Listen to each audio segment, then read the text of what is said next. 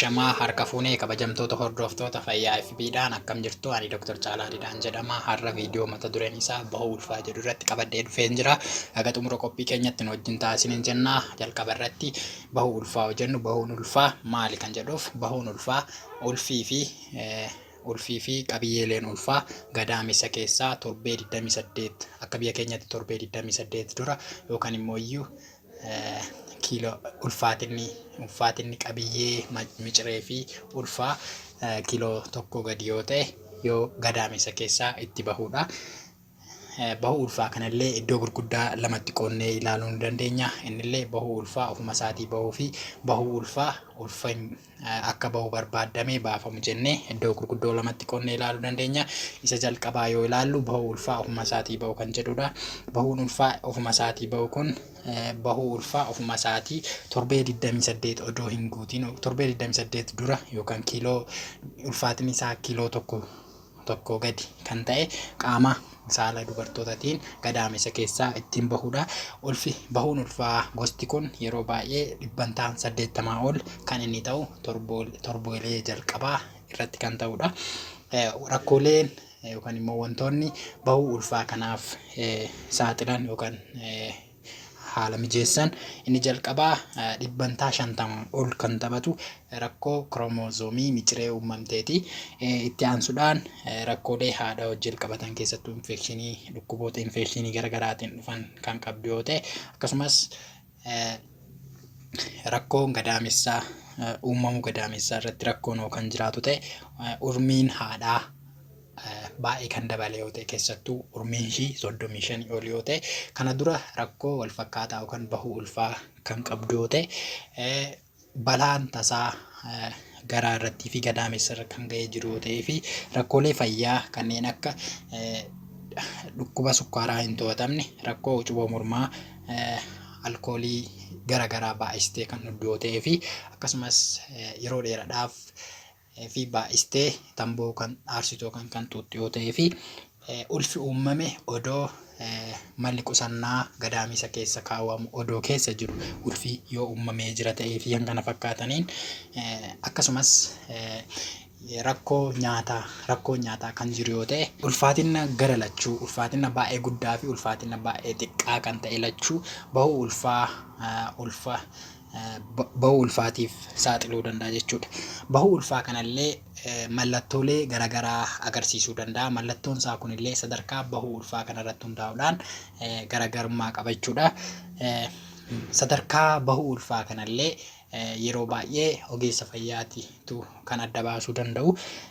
Garuu walumaa galatti bahuun ulfaa mallattoolee akka dhiigni qaama saalatiin dhiiguu dhukkubbiin gara gadii jiraachuu fi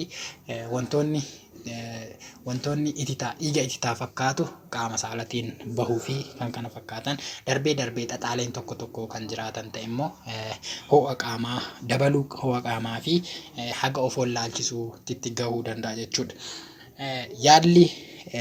Yaalli rakkoo kanaa yookaan immoo bahuu ulfaa kanallee sadarkaa dhuma isaa irratti hundaa'a. Sadarkaa bahuu ulfaa kana irratti hundaa'a. Yeroo baay'ee sadarkaa kana akkuma dura isiniin jedhe ogeessa fayyaatitu beekuu danda'a. Garuu walumaa galatti sadarkaan bahuu ulfaa kun dhiigni qaama saalaatiin xiqqaatee bahuudha hanga guutumaan guututti qabiyyeeleen ulfaa qaama saalaatiin bahuutti gahuu danda'a jechuudha. Yeroo kana yaalli isaa inni jalqabaa yeroo dhiigni qaama saalaatiin kan bahu ta'e ogeessi fayyaa altiraasaawundii meeshaalee garaagaraa fayyadamuudhaanii fi akkasumas qaama saalaa laaluudhaan ulaan gadaamessaa yookaan balballi gadaamessaa banuuf banamuu dhabuu irratti hundaa'uudhaan yoo kan banamee jiru yeroo tokko gadaamessi cufamee sochiin miciree yookaan sochiin daa'ima gadaamessa keessa jirtu kan jiru ta'e taanaan yeroo itti ogeessonni fayyaa akka yaalatti sochii baay'ee hir'isuu yookaan immoo boqonnaa gahaa fudhachuu fi walqunnamtii saalaa daangessuutti hanga asirratti wanti isin beekuu qabdan dhiigni qaama saalaatiin xiqqoomallee dhiige taanaan egaa ulfaa'uu keessa mirkaneeffattanii booda mana yaalaa deemuu qabdu jechuudha. Yeroo kanas ogeessi fayyaa qaama keessa ilaaluudhaa fi akkasumas altiraasaawundii fayyadamuudhaan san booda yaalli isaa maal ta'uu akka qabu isinitti hima jechuudha.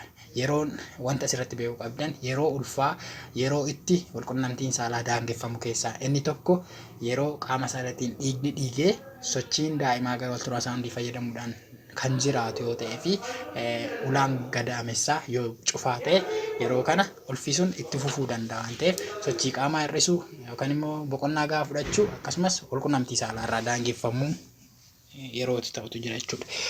Ol bahuun ulfaa gosti lammaffaan bahuu ulfaa ulfi sun akka bahu barbaadamee baafamedha. Inni kunis iddoo gurguddaa lamatti qoonnee ilaalla. Inni kunis bahuu ulfaa akka bahu barbaadamee baafame kana isa ofii keenya ogeessa fayyaa bakka ogeessi fayyaa muuxannoo qabu jiru meeshaa gahaan jiruu fi iddoo qulqullina qabutti ta'ee fi iddoo immoo faallaa kanaatiin iddoo ogeessi gahaan hin jirre meeshaa gahaan hin jirree fi iddoo qulqullina hin qabnetti ta'e jennee qooduu dandeenya jechuudha. Yeroo baay'ee du'a haadholii baay'ee fi shamarran baay'ee kan ta'e isa lammaffaa kanaadha. Innis gosa bahuu ulfaa akka bahu barbaadamee baafame iddoo ogeessi fayyaa gahaan hin jirre iddoo qulqullina hin qabnee fi iddoo meeshaa gahaan hin jirretti gaggeeffamudha jechuudha. Yeroo baay'ee inni kun rakkoolee akka tarsa'uu gadaamessaa infekshinii garaagaraa qabiyyeen ulfaa muraasni bahee muraasni hafuu walumaa galatti hanga dhala dhabuutitti illee geessisuu danda'a. Dhiigni baay'ee dhiiguu danda'a. Akkasumas qaamoleen tokko tokko hamaa miidhamuu danda'u jechuudha. Kanaafuyyuu yeroo baay'ee wanti kun hin gorfamudha. Kanaafuu yeroo baay'ee wantoonni kunniin akka fakkeenyatti isinii fudhachuudhaaf namoonni tokko tokko bahuu ulfaa kana baasuudhaaf yeroo itti meeshaalee qara qaban gara qaama saalaatiin dabarsuudhaan gadaamessa isaanii miidhaa irra gahan ni mul'ata. Akkasumas qorichoota aadaa garaagaraa yommuu fayyadaman akkasumas rakkoo yookaan miidhaa gadaamessa isaaniitirraan gara garaatirraan gadaamessa isaaniitirraan miidhaa geessisuudhaaf yeroo yaalan ni gaha jechuudha. Walumaa galatti ulfa barbaadamee akka bahu baafamu kanaaf saaxilan inni jalqabaa ulfa hin karoorfamne ulfa akka bahu barbaadamee baafamu kanaaf dhibbantaa guddaa kan qabudha. Yeroo baay'ee wantoota kanaaf ulfa akka bahu barbaadamee baafamu kanaaf immoo wantoonni gahee guddaa taphatan tokkoffaa ulfa gudeeddiidhaan uumame, ulfa fira irraa uumame, ulfa mala qusannaa maatii fayyadamamee garuu malli qusannaa maatii sun hojii isaa odoon hojjetiin hafe mala qusannaa maatii odoo hin fayyadamin ulfa uumamee fi akkasumas urmiin 18 gaditti ulfa uumame keessattuu bakka gahuu barbaadan odoo hin gahin barumsa isaanii odoo hin xumurin hojii isaanii ol dabalachuu barbaadan garuu bakka san odoo hin gahin ulfoonni uumaman ulfa hin karoorfamnee fi ulfa bahuu ulfaa isa akka bahu barbaadamee baafamuuf kan saaxiludha jechuudha. Akkasumas gargaarsa maatiirraas ta'ee namoota nama san ulfeesse wal irraallee gargaarsa dhabuun ulfa kanaaf bahuu ulfaa kanaaf yeroo saaxiluu ni argina jechuudha. Inni biraa bahuu ulfaa akka bahu barbaadamee baafame kan taphatu ulfa san itti fufsiisuun daa'imni sun rakkoo qabaatee daa'ima san yookaan maciree san itti fufsiisuun daa'ima fayya qabeessa hin taanee fi qaama guutuu qabu kan hin taane yoo ta'e illee yeroo ulfi kun akka bahu godhamutu jira jechuudha. Inni biraa ulfa san itti fufsiisuun haadha irratti miidhaa kan geessisu yoo ta'e xiinsammuu isheetii irratti ta'uu danda'a, qaama isheetii irratti ta'uu danda'a, miidhaa hamaa kan geessisu yoo ta'e yeroo itti murteen ulfa akka bahu godhamu ni jira jechuudha.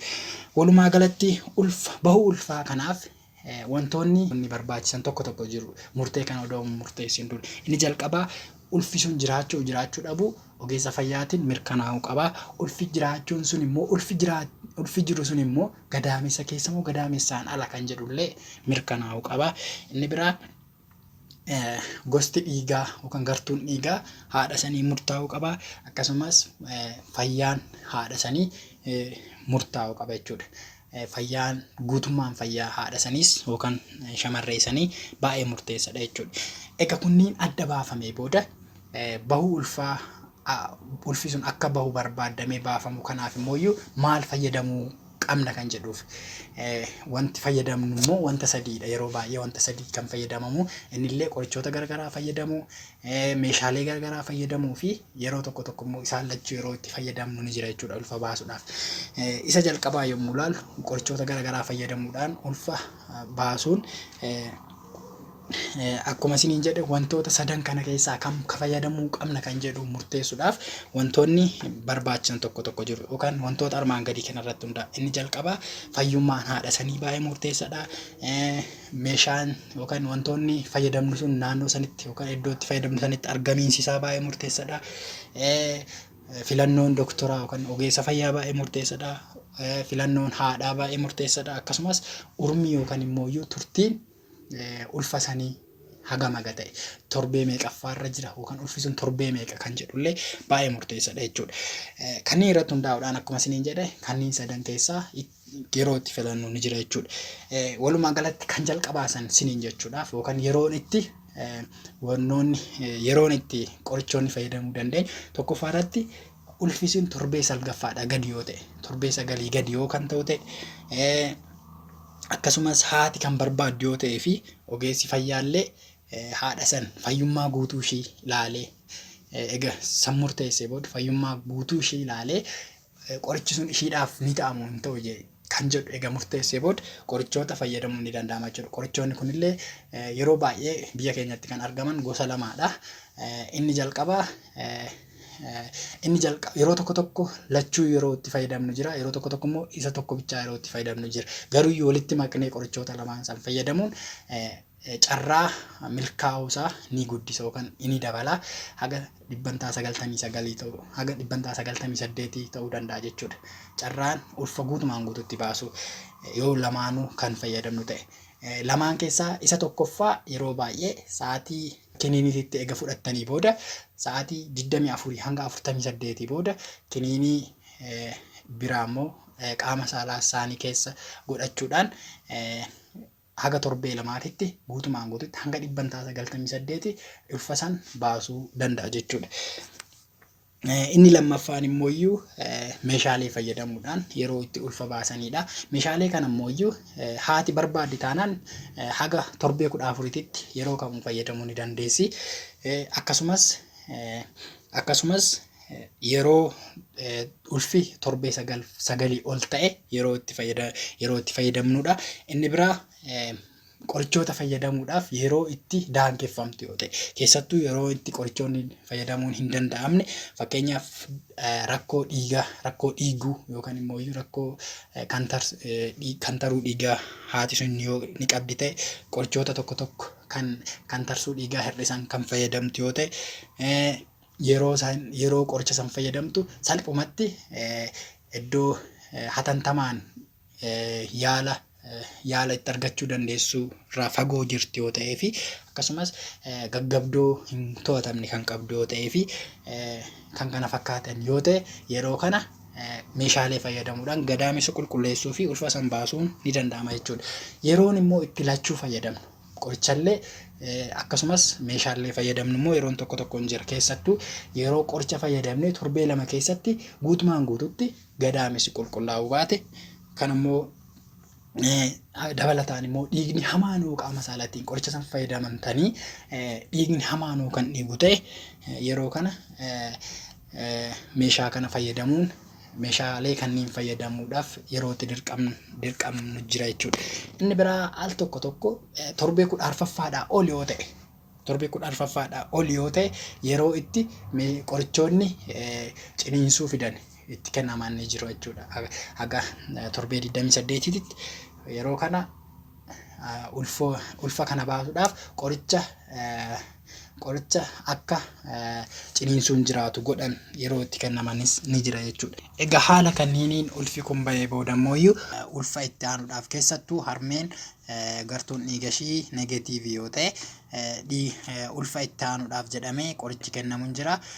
Qorichi kunillee antaayidii kan jedhamudha. Kanaafuu gartuun dhiigaa haadhaa eega murtaa'ee booda neegatiivii yoo ta'e ogeessa fayyaatiin qorichi antaayidii jedhamu kun kennamuu qaba jechuudha.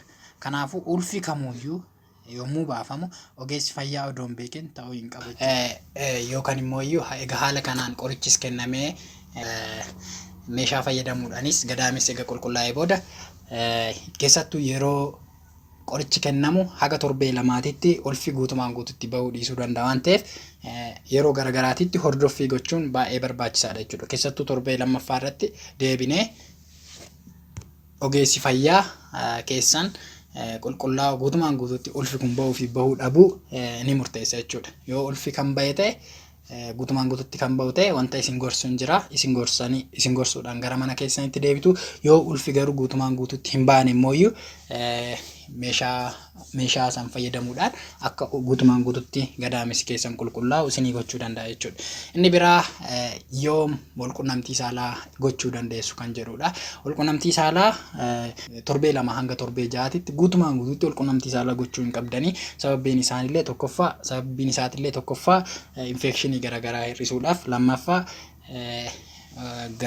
balbala gadaamessaa fi gadaamessa keessan iddoo dura jirutti akka deebi'uu fi xiinsammuudhaanis haati sun haga jabaattutti walqunnamtii saalaa gochuu hin qabdanii. San booda immoo akkuma wanti beekamu qabu walqunnamtii saalaa yommuu goote immoo haati takka torbee lama booda egaa ulfi bahee booda deebitee ulfaa'uu carraan isaa guddaa waan ta'eef ogeessa fayyaa keessa wajjin mari'achuudhaan qusannaa maatii isa isiniif mijatu fudhachuun dirqama jechuudha. Walumaa galatti xaxaaleen bahuu ulfaa wajjin wal qabatan maal fadha kan jedhuuf tokkoffaa qoricha fayyadamuudhaan ulfa baastan taanaan xaxaalee akka infekshinii gadaamessaa fi gadaamessa wajjin wal qabatan baay'ee dhiiguu guutumaan guututti bahuu dhabuu ulfaa fi kan kana fakkaataniif isin saaxiluu danda'a.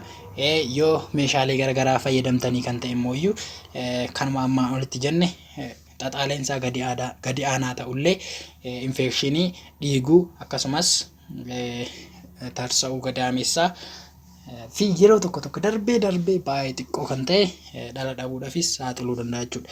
Yeroo kam doktora keessattuu yeroo qoricha fayyadamtan ta'e qoricha fudhattanii gara mana keessanii eega deemtanii haala ogeessi fayyaa isinitti himeen fayyadamuudhaaf gara mana keessanii eegaltanii booda yoom hatantamaan gara mana yaalaa dhufuu qabdu kan jedhuuf tokkoffaa ho'a hamaa yookaan ho'i qaama keessanii yoo kan dabalu ta'e dhiigni qaama saalaatiin hamaa kan dhiigu yoo ta'e keessattuu sa'a tokko keessatti modesii tokkoo fi tokko ol kan fayyadamtan yoo ta'e dhiigni baay'ee ititaa ta'e guguddaan qaama saala keessaniin kan bahu yoo ta'e dhukkubbii gara gadii baay'ee hamaa fi dugda keessan duuba baay'ee hamaa ta'e yoo kan qabaatan ta'e qaama saalaa keessaniin foolii hamaa dhangala'aan foolii hamaa qabu kan bahu yoo ta'e akkasumas qoricha san fudhattanii keessattuu kan afaaniin liqinfamu fudhattanii haga sa'aatii 24tti dhiigni homtuu yookaan qaama saala keessaniin hin baane ta'e fi kan kana fakkaatan daftanii